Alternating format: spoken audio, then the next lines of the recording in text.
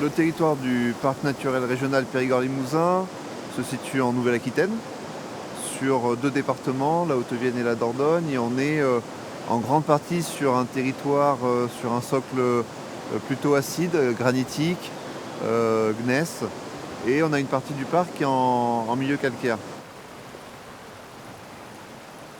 On voit bien que la rivière travaille ce granit qui est une roche dure et qui forme des vallées très encaissées, des gros chaos granitiques, et ce qui fait un caractère un peu de petite montagne en fait pour ce territoire-là, quoi.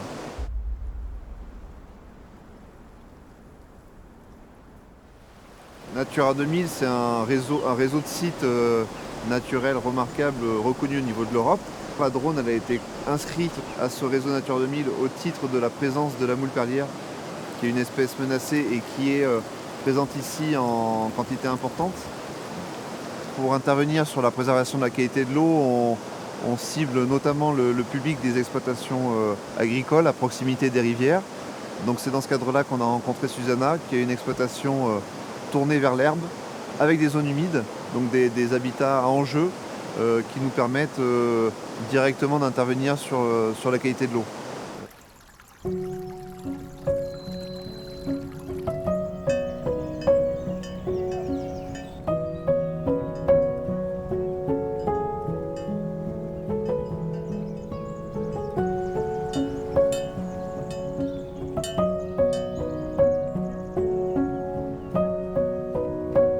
J'ai aujourd'hui 70 vaches limousines et une centaine d'hectares, essentiellement en prairies naturelles.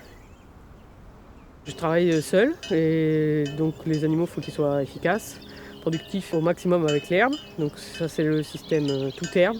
Et c'est viable puisque aujourd'hui j'arrive à me rémunérer un salaire. Ça fait 10 ans que je suis installé et maintenant on va dire que je suis arrivé à un rythme de croisière.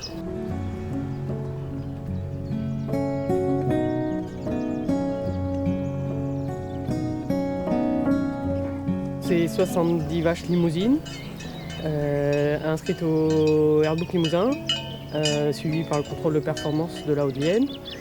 Mon objectif, c'est d'avoir des vélages faciles, essentiellement, et de produire des broutards. Je vends quelques reproducteurs. La docilité et la rusticité sont mes objectifs principaux. Les vaches pâturent un maximum, du mois de début mars à mi-décembre. Et ensuite, je fais de l'enrubanage et du foin. Je fais de l'enrubanage pour avoir un potentiel laitier plus important en hiver dans les bâtiments. Et ensuite, du foin qu'elles ont à volonté à chaque fois qu'elles sont hivernées. Donc la limousine a une souplesse d'exploitation au niveau de sa production. On peut vendre des jeunes produits de 5 mois comme le veau de lait, qui est un veau qui tète essentiellement sa mère et la mère pâture et elle est nourrie en plus. Et ça peut aller jusqu'à la vache de réforme à moins de 10 ans pour qu'elle soit labellisée. Il y a le broutard à 7 mois qui est un produit maigre qui est exporté souvent pour l'engraissement. Ensuite, les jeunes génisses, grasses, et on peut aussi faire en mâle pour ce qui s'appelle la production de taurillon. La viande rouge qu'on appelle bœuf, c'est la vache de réforme qui a fait déjà un veau, donc qui a déjà au moins 3 ans. On essaye de les engraisser avant 10 ans pour qu'elles soient labellisables. Comme je suis essentiellement en herbe, je limite mes achats extérieurs. Je limite l'apport d'un complémentaire au pâturage. Sur des femelles, je n'ai que 20 à 30 grammes en moyenne de moins sans complémentation. L'objectif, c'est de produire mieux à moindre coût.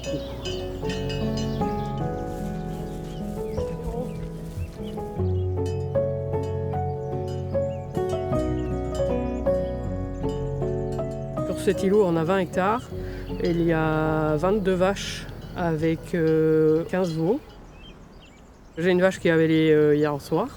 Quand je suis arrivée, le veau tétait déjà. Et ce matin, en faisant le tour, donc j'ai attrapé le veau pour le contenir. Ensuite, j'ai posé les boucles d'identification à ses oreilles. Elle fait prélèvement pour une recherche de maladie qui s'appelle la BVD. Donc on prélève un bout de cartilage. Et ensuite, j'ai mesuré le veau pour avoir une indication qui s'appelle le tour de poitrine. C'est mesuré en centimètres. Ces indications-là sont rentrées dans le fichier racial pour essayer d'avoir une corrélation entre le poids à la naissance et le tour de poitrine.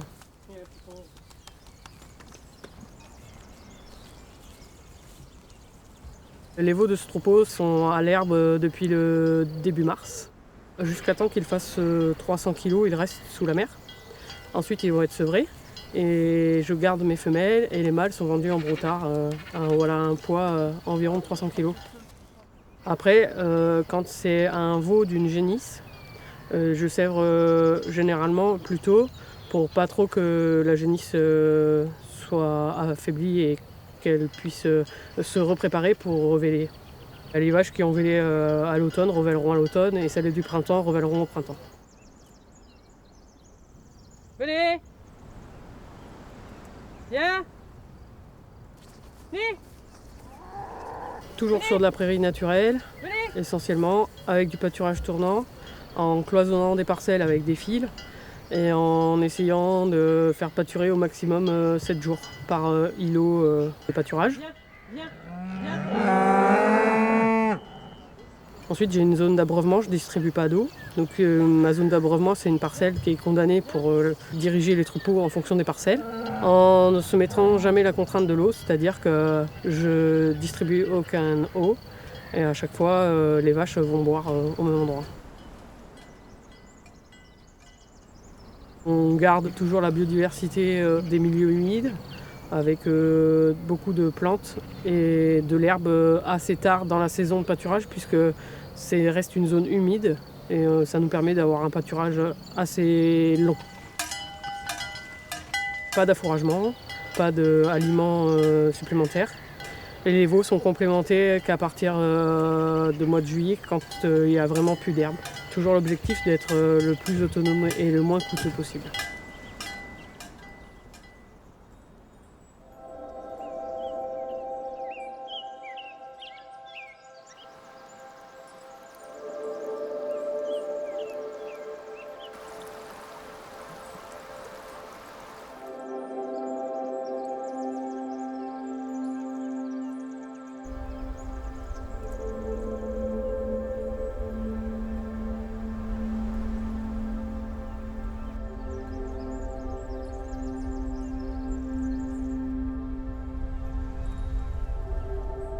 Cette zone humide, c'est top ça pour la drone qui est juste à côté, ça fait des zones tampons. Et qu'est-ce que ça t'apporte, toi, d'avoir cette prairie-là, de maintenir ça? On voit que c'est fermé aux alentours.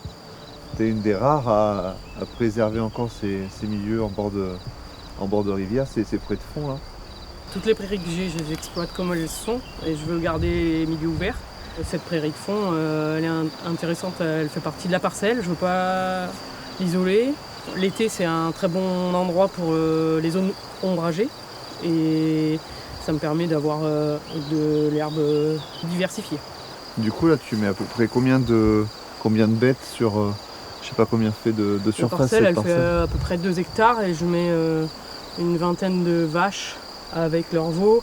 Donc là, elles sont déjà passées, on est fin mai, elles ont déjà fait un passage, d'ici très peu elles vont revenir. D'accord. Elles vont faire environ sur la saison de pâturage entre 5 et 6 passages, 5-7 passages dans l'année. Quand même. Avec des épaisseurs d'herbe qui varient en fonction de la météo. Ouais. Mais d'avoir cette zone humide, ça permet aussi de revenir peut-être plus souvent ici que dans une partie séchante qui est moins productive. La haie protège bien cette clôture et protège aussi les vaches. Et ça permet qu'elles ne s'approchent pas du bord de la rivière. Et cette haie difficile, elle est favorable aussi pour tous les oiseaux et tout l'environnement qui va avec. Et du coup, pour l'abreuvement, tu t'appuies sur plutôt un affluent. C'est ça.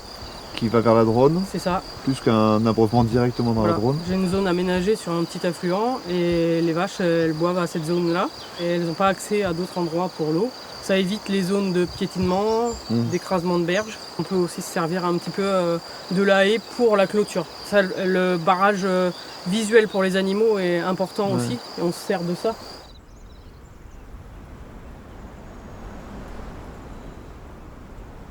J'ai trouvé cette ferme, petite structure, dans le berceau de la race limousine, dans une zone herbagère importante pour le pâturage des limousines. Sans apport financier, c'est plus difficile. En étant hors cadre familial, c'est aussi plus difficile. Et en étant une fille, c'est encore plus difficile. Je suis tombée sur des gens très accueillants et j'ai fait un stage parrainage pendant 9 mois, en 2010. Ça m'a permis de voir le fonctionnement de cette exploitation, de prendre mes marques, mes repères, de m'intégrer dans le village par rapport aux manifestations, l'entourage. Et ensuite, en 2011, donc on a créé une société, une ARL, puisque l'ancienne exploitante n'était pas arrivée à son échéance pour la retraite. Je me suis installée avec elle, associée co-gérante. J'ai acheté 56% des parts du capital social de cette exploitation, ce qui représentait 76 000 €. Donc j'ai fait un emprunt, on a des aides à l'installation, avec un emprunt, un intérêt de 1%. Dans ma période de parrainage, j'ai voulu mettre en place aussi un suivi du troupeau pour voir sa valeur et j'ai continué à travailler avec ce troupeau-là. J'ai souhaité acheter quelques vaches pour pouvoir avoir de revenus sur cette exploitation sans avoir une charge de travail lourde. Et j'ai aussi repris des surfaces supplémentaires pour être autonome et ça m'a permis de me développer, d'avoir un croît interne de mon troupeau et ainsi de travailler déjà la génétique.